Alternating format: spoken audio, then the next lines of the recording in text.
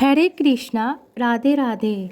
संतान की मंगल कामना सुखी जीवन के लिए महिलाएं आश्विन मास की कृष्ण पक्ष की सप्तमी तिथि से नवमी तिथि तक जितिया व्रत रखती हैं।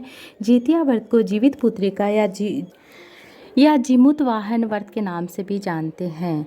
इस बार 25 सितंबर दिन बुधवार को जीवित पुत्रिका का यानी जितिया का व्रत रहेगा। नहाए खाए का दिन रहेगा। 24 सितंबर मंगलवार के दिन निर्जला व्रत 25 सितंबर बुधवार के दिन रखा जाएगा। इस दिन सूर्योदय से लेकर दूसरे दिन सूर्योदय तक व्रत रखा जाएगा। व्रत का पारना दूसरे दिन अर्थात तीसरे दिन 26 सितंबर को किया जाएगा। पहले दिन तो 24 तारीख को तो आपको नहाए खाए का दिन रहेगा। 25 सितंबर को बुधवार का दिन है तो उस दिन निर्जला व्रत रखा जाएगा। तीसरे दिन 26 सितंबर को व्रत का पारना किया जाएगा सूर्योदय के समय, सूर्योदय के बाद।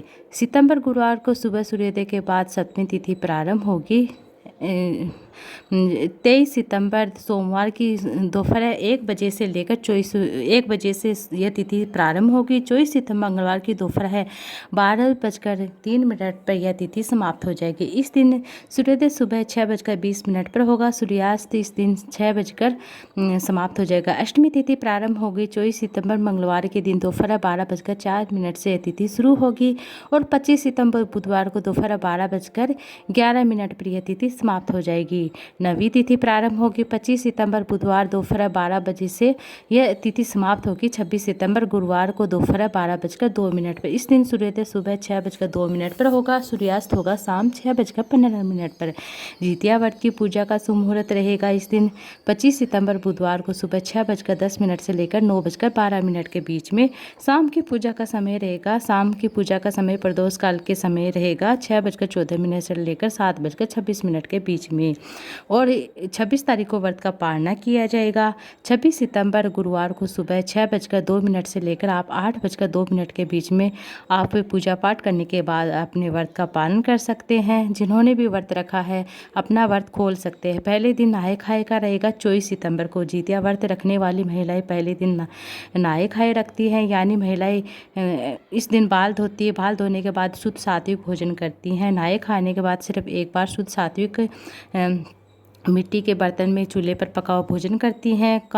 अपने रीति रिवाज के अनुसार भोजन करती हैं। नहाए खाए का यही रहता है कि बाल धोने के बाद शुद्ध सात्विक भोजन किया जाता है। एक समय खाती हैं, उसके बाद पूरे दिन कुछ भी नहीं खाती है। इस व्रत में नहाए खाए के दिन आप पानी ग्रहण कर सकते हैं, लेकिन निर्जला व्रत के दिन आप पानी ग्रहण नहीं कर सकते। दूसरे दिन रखा जाता है, यानी खुद जितिया होता है उस दिन आपको पानी एक बूंद भी नहीं पीनी है। जब आप संकल्प लेते हैं तो आपको 3 आचमनी जल ग्रहण कर सकते हैं, उससे ज़्यादा आप नहीं करना है।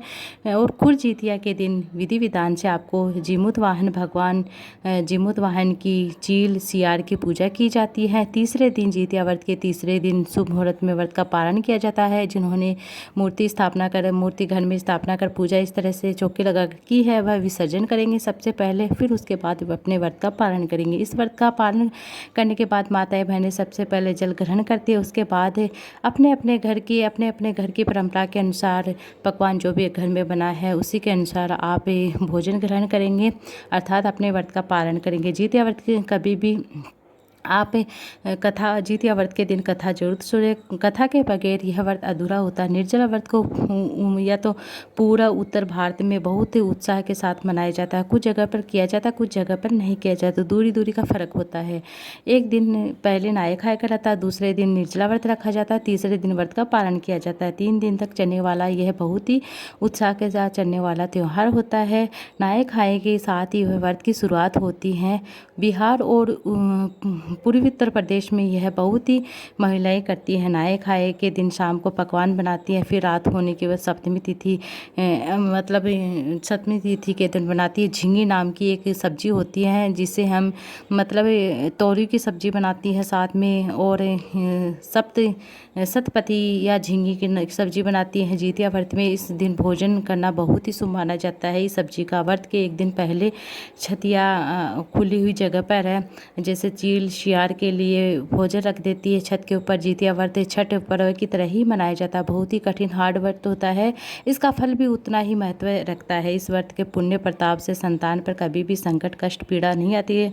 जीवित पुत्री का व्रत अपने आप में बहुत ही मतलब अनुरूप फल के अनुसार ही होता है। बिहार में एक कहावत है कि प्रचलित है कि यह व्रत स्वर्ग सिद्धार्थ चुकी सास को बैकुंठ धाम की प्राप्ति हो जाती है। कहा जाता है कि इस व्रत को करने से पुत्र शोक नहीं होता है। ऐसा माना जाता है कि महाभारत काल में अश्वत्थामा ने अपने जब ब्रह्मास्त्र का प्रयोग किया था अपने बचाव के लिए, तब उत्तरा के गर्भ में पल रहा अजन्म शिशु, जो पेट में पल रहा था शिशु, तब भगवान श्री कृष्ण ने सूक्ष्म रूप से उत्तरा के गर्भ में प्रवेश करके उस अजन्मा बालक की रक्षा की थी। उत्तरा ने यह व्रत धारण किया था। पांडव पुत्र का वंश भावी कर्णधार राजा परीक्षित हुआ था। राजा परीक्षित को इस प्रकार जीवदान मिलने के कारण इस व्रत का नाम जीवित पुत्री का पड़ गया। इस तरह से जीवित पुत्री का व्रत रखा जाता है। आगे की जानकारी मैं आगे के वीडियो में देने वाली हूँ, तो आप उस वीडियो को भी जरूर से देखिएगा।